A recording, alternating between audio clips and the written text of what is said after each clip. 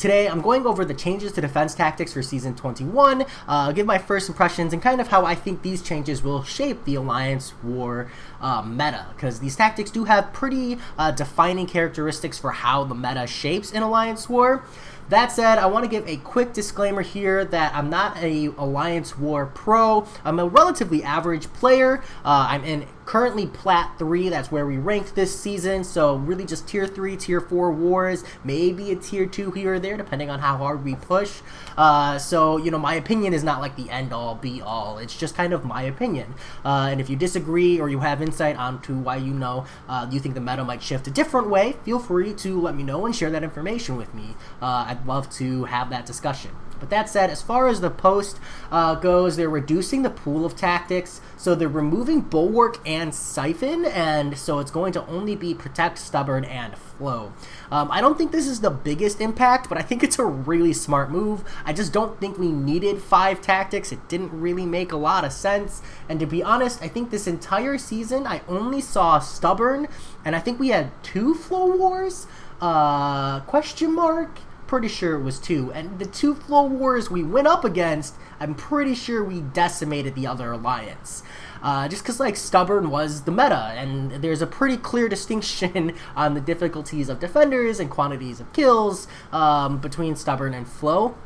Now, don't get me wrong, Flow is a solid war defense tactic and really, really good. It's just when people are boosting and Power 1 boosting and stuff, Flow is not as big of a deal just because the threat of Special 3 is not an issue, and Stubborn becomes much more frustrating because of the defenders that are placed there as a result.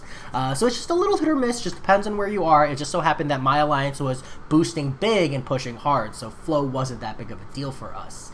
As far as the actual changes, the major changes here come in the form of the attacker bonuses. They're not affecting the nodes themselves, the tactics themselves, but what they're doing is they're taking Protect, which previously, if you were a large or extra large attacker, you gained an unstoppable passive for 3 seconds whenever you knock the defender down, or whenever the defender was knocked down for some reason. And they're changing this so that instead, if the attacker is size large or extra large and they knock down a large or extra large defender, it will remove any protection charges active on them. A little bit of change. I do think the unstoppable passive was a lot better, but removing the protection charges is really good for interacting with the node. I think it's also a little more intuitive.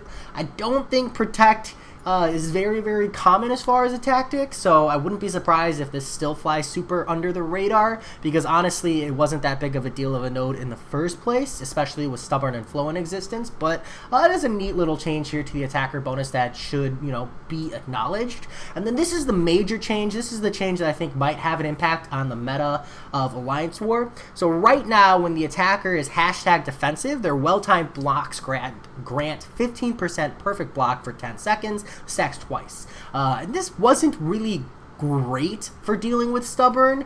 On one hand, it was like, yeah, you get some block and, you're not dexing as often, so you're blocking a lot more hits. This really helped mitigate that damage, but it didn't really interact with a core aspect of Stubborn, which was the fact that Stubborn made them go indestructible and made the fight incredibly frustrating if you made a mistake, and potentially some fights super, super long. So what they're doing instead is if the attacker is #defensive, their well-timed blocks will grant them a destructible charge, and when a #defender attacker dodges a hit from a #defensive defender, I know, very wordy, but essentially when you're a defensive tag attacker facing a defensive tag defender, you get this indestructible charge, and if you dex while you have that charge, the charge is removed and the defender does not go indestructible. Also, if you trigger one of these destructible charges removal when dodging a special, it works for the whole special, so you don't need multiple dexes